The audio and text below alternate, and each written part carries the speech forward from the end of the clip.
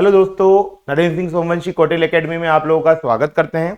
आज हम आप लोगों के साथ में जुड़े हैं एक बहुत ही जरूरी सूचना को लेकर, और ये सूचना है कि 2024 में जो मध्य प्रदेश लोक सेवा आयोग अगली जो प्री की एग्जाम, मेंस की एग्जाम कंडक्ट करवाएगा, उसका उसने सिलेबस और एग्जाम पैटर्न दोनों ही चेंज किया हुआ है। उसका नोटिफिकेशन आप लोगों को यहां दिख रहा होगा कि राज्य सेवा एवं राज्य वन सेवा प्रारंभिक परीक्षा एवं राज्य सेवा मुख्य परीक्षा पुनरीक्षित पाठ्यक्रम के संबंध में, तो अब जो अपकमिंग एग्जाम देंगे 2024 का, वो आपको नए सिलेबस के अकॉर्डिंग देना होगा। हम बात करते हैं सिलेबस की, मध्य प्रदेश लोक सेवा आयोग के जो सिलेबस की बात करते हैं, जो नया सिलेबस है हमारे पास में, उसकी बात करते हैं हम। सबसे पहले आप देखेंगे कि ये लिखा हुआ ही है कि 2024 से जो है प्रभावशाली है। ठीक है, तो मतलब 2024 का जो आप 28 अप्रैल का एग्जाम देंगे, उसको आपको नए सिलेबस के अकॉर्डिंग देना होगा।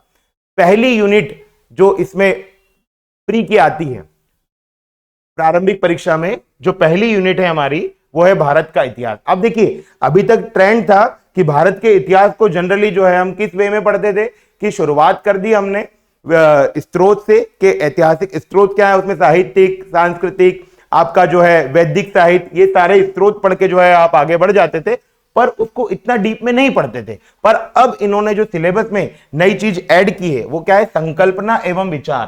संकल्पना एवं विचार, प्राचीन भारतीय ज्ञान परंपरा, भारतवर्ष, वेद, उपनिषद, आरण्यक, ब्राह्मण ग्रंथ। इसमें आप लोगों को जो पढ़ाया जाता था, वो अभी तक क्या पढ़ाया जाता था, वेद, उपनिषद, आरण्यक, ब्राह्मण ग्रंथ, षड्दर्शन, स्मृतियां, ये सारी चीजें पहले पढ़ाई जाती थी आपको। पर अब आपको संकल्पना और विचार, संकल्पना और विचार, भारतीय ज्ञान परंपरा, ये एक नया टॉपिक है। इसको नए सिरे से जो है आपको पढ़ना स्टार्ट करना है, ये ठीक है। तो ये वाला सेगमेंट जो है आपको, जो 2019 के पहले जो सिलेबस हुआ करता था, उसमें कहीं ना कहीं इस टाइप की चीजें आपको देखने को मिलती थी। पर अब वर्तमान में जो है आपको ये सब चीजें पढ़नी पड़ेंगी, डीप में पढ़नी पड़ेंगी। वेद, उपनिषद, आरण्यक, ब्राह्मण ग्रंथ, षड्दर्शन, स्मृतियां, ठीक है, सभा समिति, गणतंत्र, वर्णाश्रम, पुरुषार्थ, ऋण संस्कार, पंचमहायज्ञ, कर्म का सिद्धांत, बोधिसत्व, तीर्थंकर एंड ऑल, ये सब चीजें आपको जो है पढ़ना पड़ेगी। ठीक है, आगे अगर हम बात करें तो इसी वाले जो सेगमेंट में आगे अगर हम बात करें, इसी यूनिट में जो आपको दिया हुआ है,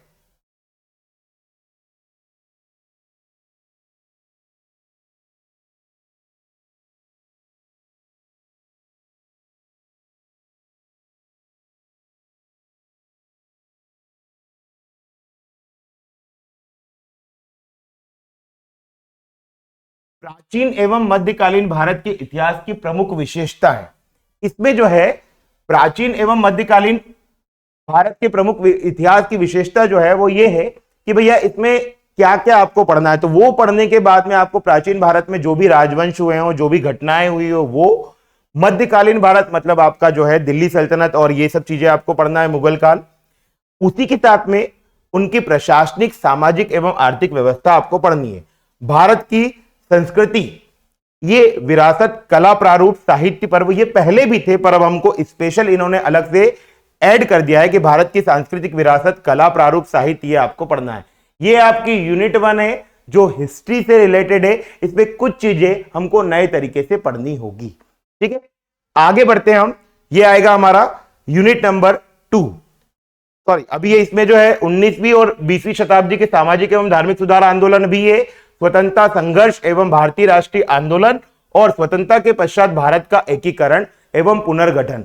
ये हमारी एक यूनिट जो है वो पूरी हिस्ट्री से रिलेटेड है, जिसमें एंशिएंट से लेके मॉडर्न को इन्होंने पूरा कवर कर दिया है।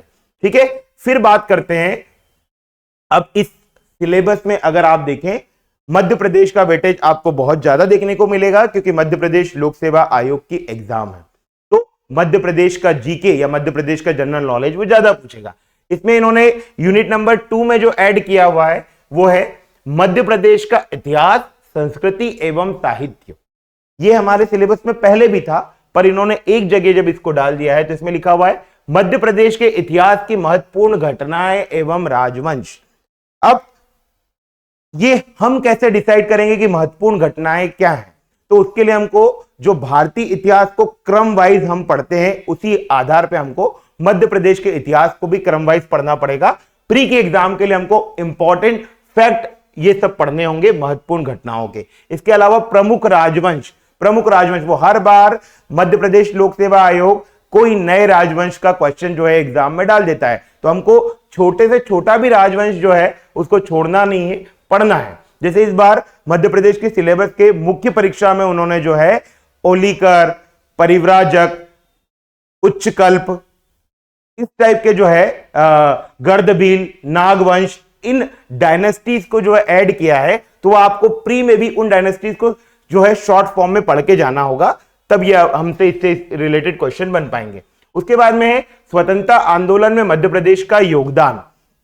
भैया जो भी 1857 की क्रांति और उसके बाद तक स्वतंत्रता प्राप्ति तक जो भी मध्य प्रदेश का योगदान रहा हो, 1857 की क्रांति हो या जंगल सत्याग्रह हो, घोड़ा डोंगरी का सत्याग्रह हो, आपका झंडा सत्याग्रह हो, चरण पादुका हो, ये सब चीजें आपको पढ़नी होगी इसमें स्वतंत्रता आंदोलन में मध्य प्रदेश का योगदान। इसके बाद हम आगे बढ़े तो इसमें पूछा गया है मध्य प्रदेश की प्रमुख कला एवं स्थापत्य कला। स्थापत्य कला में जितने भी आपके यहाँ मंदिर बने हुए हैं, दुर्ग बने हुए हैं, गढ़ बने हुए हैं, किले बने हुए हैं, वो सब आपको पढ़ना है। और प्रमुख कला में कला के जो भी प्रारूप है, हमारे यहाँ जितनी भी कलाएं देखने को मिलती है, गुड़िया शिल्प कला जो है वो सब भी देखना रहेगा आपको इसमें। उसके बाद जब आप आगे बढ़ते हैं तो इसमें दिया हुआ है हमारी 10वीं यूनिट में भी जनजातियों की बात की गई है, पर यहां पे भी उन्होंने बोल रखा है मध्य प्रदेश की प्रमुख जनजातियां एवं उनकी बोलियां। तो जनजातियां आपको पढ़ना है मध्य प्रदेश की, और उनकी जो बोलियां होती है वो भी पढ़ना है। इसके बाद में आता है मध्य प्रदेश के प्रमुख त्योहार, लोक संगीत, लोक कलाएं एवं लोक साहित्य। ये हमारे सिलेबस में पहले भी था, यहां पे आपको स्पष्ट उन्होंने क्लियर लिख दिया है कि हमको प्रमुख त्योहार पढ़ना है, लोक संगीत पढ़ना है, लोक कलाएं पढ़ना है, लोक साहित्य पढ़ना है। आप अगर प्रीवियस ईयर के एग्जाम के पेपर को उठा के देखेंगे तो कई बार इन्होंने साहित्यकारों से रिलेटेड क्वेश्चन हमसे पूछे हैं, जो आगे भी पूछेगा। हमको अपने जो भी फोक फेस्टिवल्स होते हैं, फोक आर्ट होते हैं, फोक लिटरेचर होता है, वो सब पढ़ना है। इसके बाद में आता है मध्य प्रदेश के प्रमुख साहित्यकार एवं उनकी कृतियां। आपको एंशियंट हो, मेडाइवल हो, मॉडर्न, इन तीनों पीरियड के साहित्यकारों की बात करना है। कालिदास से शुरू करके आप एंड तक ले जाइए, गजानन, माधव, मुक्तिबोध, हरिशंकर परसाई, इन सब तक को आपको पढ़ना होगा। शरद जोशी, ये इनकी रचनाएं जो है हर बार पेपर में साहित्यकारों की रचनाएं पूछी गई है, ठीक है।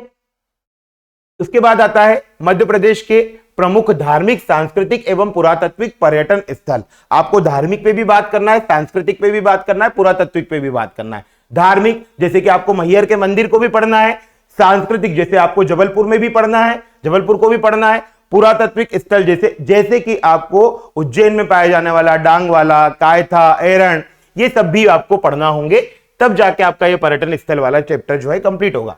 विश्व धरोहर स्थल आपको पढ़ना है नेक्स्ट टॉपिक में, मध्य प्रदेश में विश्व धरोहर स्थल, वर्ल्ड हेरिटेज साइट, आपको सांची के स्तूपों को पढ़ना होगा, भीमबेटका को पढ़ना होगा, ठीक है, और आपको जो है खजुराहो के मंदिरों को पढ़ना होगा। इसके बाद इन्होंने दिया है मध्य प्रदेश के प्रमुख जनजातीय व्यक्तित्व। अब ये स्पेसिफाइड नहीं है कौन से जनजातीय व्यक्तित्व, हमको सारे जनजातीय व्यक्तित्वों को पढ़ना है। ये इसमें जो है हमारे स्वतंत्रता आंदोलन में जो जनजातीय व्यक्तित्व आए वो भी इसमें इंक्लूड हो जाएंगे, भीमा नायक, खज्जा नायक, टांट्या भील, ये सब भी ऐड हो जाएंगे। और जो जनजातीय व्यक्तित्व है जैसे कि पेमा फालिया है, इनके बारे में हमको पढ़ना होगा। तो ये है हमारा सेकेंड यूनिट, मध्य प्रदेश का इतिहास, कला एवं संस्कृति। इसके बाद हमारी तीसरी यूनिट जो आती है वो है भारत का भूगोल। अब आप सिलेबस में देखेंगे तो इन्होंने जो है फिजिकल ज्योग्राफी और वर्ल्ड ज्योग्राफी को जो है सिलेबस से कुछ मात्रा में हटा दिया, पर इनडायरेक्टली वे में आपके पास जो है फिजिकल ज्योग्राफी देखने को मिलेगी, जैसे कि एल नीनो, ला नीनो, दक्षिण दोलन। इसको इसलिए इसमें डाल रखा है सिलेबस में क्योंकि आप जब भारत के जलवायु की बात करेंगे तो आपको ये बेसिक कॉन्सेप्ट क्लियर करना जरूरी है। इसके ऊपर जब हम ये पहली वाले पॉइंट को देखें तो इसमें जो है भारत के पर्वत, पठार, पहाड़ियां, नदियां और झीलें, ये सब आपको पढ़ना है। ये बोल दिया मैंने कि भैया जो जलवायु घटनाएं पढ़नी होगी, अल नीनो, ला नीनो, दक्षिण दोलन, पश्चिमी विक्षोभ, जलवायु परिवर्तन के परिणाम, क्योंकि एल नीनो, ला नीनो ये सब चीजों का जो है भारत के जलवायु पर प्रभाव पड़ता है, इसलिए इसमें सिलेबस में है। प्राकृतिक संसाधन, प्राकृतिक संसाधनों में आपको जो है भारत के वन, खनिज, जल संसाधन आदि को पढ़ना है। इसके बाद जो भारत की जो भूगोल है उसमें दिया है उन्होंने इंपॉर्टेंट क्रॉप्स, प्रमुख फसलें, खाद्य सुरक्षा, फूड सिक्योरिटी, हरित क्रांति, green revolution, second green revolution, इनकी बात की हुई है इसमें। फिर उसके बाद में आ जाएगा आपका एनर्जी के कन्वेंशनल और नॉन कन्वेंशनल रिसोर्सेज, पारंपरिक और गैर परंपरागत स्रोत। ये पहले पुराने वाले सिलेबस में कुछ अलग तरीके से दिए हुए, यहां पे आपको ज्योग्राफी वाले सेगमेंट में ही देखने को मिल जाएंगे। उसके बाद में इसमें दिया हुआ है भारत के प्राकृतिक जो है खतरे और जो भी नेचुरल डिजास्टर और आपके यहां जो भूकंप, आपदाएं जो आती है उनके बारे में पढ़ना है। भारत के प्रमुख चक्रवातों के बारे में पढ़ना है आपको।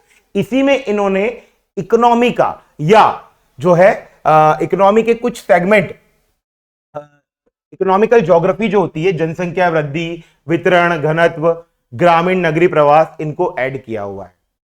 ये हो गई आपकी तीसरी यूनिट। चौथी यूनिट जो है आपकी वो बात करती है मध्य प्रदेश के भूगोल की, क्योंकि अगर आपके भारत के भूगोल के कॉन्सेप्ट क्लियर है तो मध्य प्रदेश का भूगोल भी आपको उसी पैटर्न पे इन्होंने देने की कोशिश की है। वन, वनोपज, नदियां, पहाड़ियां और पठार।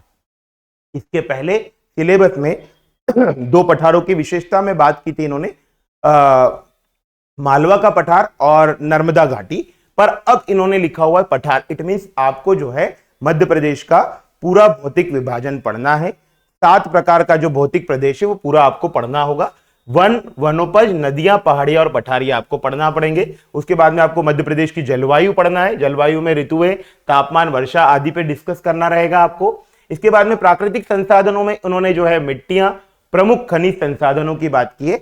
इसके पहले वाले सिलेबस में मिट्टी जो है अलग प्रकार से दी हुई थी कि मिट्टी वो कैसे बनेगी, उसकी प्रक्रिया क्या है, उसके रासायनिक प्रभाव क्या है, भौतिक गुण क्या है, उन सब चीजों की बात की गई थी। अभी यहां उन्होंने दी हुई प्राकृतिक संसाधनों में मध्य प्रदेश की मिट्टियां, मतलब मध्य प्रदेश में कितने प्रकार की मिट्टियां पाई जाती है, मध्य प्रदेश में मिट्टियों से रिलेटेड क्या समस्या है, क्या वो मिट्टियों के बारे में बात करना है आपको। प्रमुख खनिज संसाधनों को भी पढ़ना है, किस प्रकार के खनिज संसाधन मध्य प्रदेश में मिलते हैं, कहां कहां पाए जाते हैं। उसके बाद में इसी में आपको मिलेगा मध्य प्रदेश की प्रमुख फसलें, मेजर क्रॉप्स के बारे में पढ़ना है आपको। जल संसाधन, मतलब नदियां यहां पे भी है और इसके अलावा जो जल संसाधन है जैसे कि तालाब, कुएं, भूमिगत जल स्तर, इन सब के बारे में आपको पढ़ना रहेगा। सिंचाई परियोजना, जल संसाधन, सिंचाई और सिंचाई परियोजना, मतलब जो भी इरिगेशन प्रोजेक्ट बने हुए हैं वो सब आपको पढ़ने रहेंगे। ऊर्जा के पारंपरिक और गैर परंपरागत स्रोत, मतलब रिन्यूएबल और नॉन रिन्यूएबल, कन्वेंशनल और नॉन कन्वेंशनल जो एनर्जी के रिसोर्सेज है वो मध्य प्रदेश के एस्पेक्ट में आपको पढ़ना है। इसके पहले ज्योग्राफी वाली यूनिट में जो इंडिया का ज्योग्राफी था उसमें भी ये सेम चीज लिखी हुई थी। इसके बाद में मध्य प्रदेश के प्रमुख उद्योग, जो भी इंडस्ट्रीज है वो पढ़ना है। यहां पे भी हमको मध्य प्रदेश का सेंसस पढ़ना है, जनसंख्या वृद्धि, वितरण, घनत्व एवं नगरीकरण, ये हमको मध्य प्रदेश के संबंध में पढ़ना है। ये हो गई हमारी चौथी यूनिट। उसके बाद में पांचवी यूनिट जो आती है वो है मध्य प्रदेश, भारत एवं मध्य प्रदेश की संवैधानिक व्यवस्था। आप देखेंगे इसके पहले मध्य प्रदेश की राज्य व्यवस्था जो है इसके कुछ सेगमेंट थे, पर इस सिलेबस में आपको मध्य प्रदेश की राज्य व्यवस्था के जो है डीप में देखने को मिलेंगे। अब यहां पे भारत की संवैधानिक व्यवस्था जो है उन्होंने क्लियर लिखा हुआ है कि आपको संविधान सभा पढ़ना है, संघीय कार्यपालिका पढ़ना है, राष्ट्रपति पढ़ना है, संसद पढ़ना है, सर्वोच्च न्यायालय, न्यायिक व्यवस्था और संवैधानिक संशोधन। ये सर्वोच्च न्यायालय या न्यायिक व्यवस्था मतलब जुडिशियल सिस्टम जो है वो पूरा पढ़ना है आपको। Supreme court, high court, subordinate court, वो सब आपको पढ़ना है। संवैधानिक संशोधन आपको पढ़ना है। देखिए, आप जब भारत के संविधान को पढ़ेंगे तो इसके साथ में आपका मेंस का टॉपिक भी क्लियर होगा। आपको बेसिक स्ट्रक्चर पढ़ना पड़ेगा, मूलभूत ढांचा, ठीक है। इसमें और चीजों पे भी बात की इन्होंने, नागरिकों के मौलिक अधिकार, कर्तव्य एवं राज्य के नीति निर्देशक तत्व, राष्ट्रीय एवं प्रादेशिक संवैधानिक और सांविधिक आयोग एवं संस्थाएं। यह हमारे लिए सबसे बड़ा चुनौतीपूर्ण चीज हो जाती है कि इसके पहले वाले सिलेबस में 10वीं यूनिट जो थी वो हमारे जो है आयोगों से रिलेटेड थी, पर यहां पे इन्होंने जो है एक लाइन में लिख दिया है राष्ट्रीय एवं प्रादेशिक संवैधानिक एवं सांविधिक आयोग, मतलब आपको सारे आयोग पढ़ना है। हो सकता है आपको 2 क्वेश्चन देखने को मिले, 4 क्वेश्चन देखने को मिले, एग्जाम में आपको क्वेश्चंस देखने को मिलेंगे। कुछ लोगों के दिमाग में कि आयोग सिलेबस में से हटा दिया गया है, तो ऐसा नहीं है। आयोग आपको यहां पे मिलेगा इस यूनिट में देखने को, ठीक है। इसके बाद में ये पूरा जो है उन्होंने भारत की बात कर दी है। यहां पे इसी राज्य व्यवस्था में उन्होंने मध्य प्रदेश की राज्य व्यवस्था को या संवैधानिक व्यवस्था को ऐड कर दिया है, जिसमें आपको पढ़ना है राज्यपाल, मंत्रिमंडल, विधानसभा, उच्च न्यायालय। हम जो है जब इंडियन कॉन्स्टिट्यूशन, भारतीय संविधान पढ़ते तो राज्य के बारे में पढ़ते ही, पर यहां पे हमको राज्य को स्पेसिफाइड करना है मध्य प्रदेश के संबंध में। फिर इन्होंने मध्य प्रदेश में त्रिस्तरीय पंचायती राज, नगरीय प्रशासन व्यवस्था की बात की गई है, मतलब पंचायत पढ़ना है, म्युनिसिपल कॉर्पोरेशन पढ़ना है, मतलब इसको पढ़ने के लिए आपको 73वां और 74वां संविधान संशोधन पढ़ना होगा। उसके बाद में मध्य प्रदेश सुशासन, ये एक नई चीज है, ये इस सिलेबस में नई चीज ऐड की है। मध्य प्रदेश में सुशासन के बारे में आपको पढ़ना है। जो भी मध्य प्रदेश की गवर्नमेंट जितने अच्छे से वर्क कर पा रही है वो उसको पढ़ना है, उनकी पॉलिसीज जो है वो पढ़ना है, किस किस तरीके से वो जो है लोगों तक पहुंचाने की कोशिश कर रही है, वो सब हमको पढ़ना है। इसके बाद में बात आती है, ये फिर से हमको एक नई चीज देखने को मिल जाएगी, भारत एवं मध्य प्रदेश की अर्थव्यवस्था। पहले ये जो था लिमिटेड था, पर अब इसको जो है बड़े पैमाने पे इन्होंने दे दिया है। भारतीय अर्थव्यवस्था में इन्होंने पूरी अर्थव्यवस्था को मध्य प्रदेश ओरिएंटेड कर दिया है। भारतीय अर्थव्यवस्था में मध्य प्रदेश की वर्तमान स्थिति, मध्य प्रदेश की जनसंख्या एवं मानवीय संसाधनों का विकास, शिक्षा, स्वास्थ्य एवं कौशल, मतलब कोई भी चीज छोड़ी नहीं है, सब एक एक चीज इसमें मेंशन है। सतत विकास, सस्टेनेबल डेवलपमेंट में मध्य प्रदेश की क्या रोल है, मध्य प्रदेश कितना प्रगति कर रहा है, उस पर बात करना है। मध्य प्रदेश में कृषि, उद्योग, एमएसएमई और अधोसंरचना का विकास, मतलब इंफ्रास्ट्रक्चर पे भी बात करना है हमको। आत्मनिर्भर मध्य प्रदेश, ये एक नई चीज इन्होंने ऐड की है। ओडीओपी, एक जिला एक उत्पाद, इसको पढ़ना है हमको। देखिए, आप अगर इकोनॉमी वाली यूनिट को देखेंगे तो जो प्रेजेंट में अर्थव्यवस्था में जो चीजें चल रही है वो सब आपको सिलेबस में देखने को मिलेगी। मध्य प्रदेश में बौद्धिक संपदा अधिकार, आईपीआर, भारतीय राज्य व्यवस्था की नवीन प्रवृत्तियां, कृषि, उद्योग एवं सेवा क्षेत्र। इसके बाद में अब यहां से जो है, यहां पे आप देखेंगे, यहां से इंडियन इकोनॉमी की बात की गई है कि भारतीय अर्थव्यवस्था की नवीन प्रवृत्तियां, कृषि, उद्योग एवं सेवा क्षेत्र, ये आपको पढ़ना है इंडियन इकोनॉमी में। उसके बाद में वित्तीय संस्थाओं में आपको जो है रिजर्व बैंक, वाणिज्यिक बैंक, सेबी, गैर बैंकिंग वित्तीय संस्थाएं और भारत का विदेशी व्यापार की क्या नीतियां हैं, G20, सार्क और एशियान के बारे में आपको जो है पढ़ना है। तो ये सिलेबस जो है हमारा जो है 6 यूनिट की बात की गई है। 6 यूनिट में मैंने आपको सारी चीजें बता दी है, जिसमें आपको हिस्ट्री, ज्योग्राफी, पॉलिटी, ये एमपी की आर्ट एंड कल्चर, एमपी की पॉलिटी, इंडिया की इकोनॉमी और एमपी की इकोनॉमी, इन पे बात करना है। ये हमारा नवीन सिलेबस है, जो जिससे हमको जो है क्वेश्चंस इस पैटर्न पे आएंगे, हमको अपनी स्ट्रेटेजी जो है इस सिलेबस के अकॉर्डिंग डिसाइड करनी होगी। आप सभी का बहुत बहुत धन्यवाद।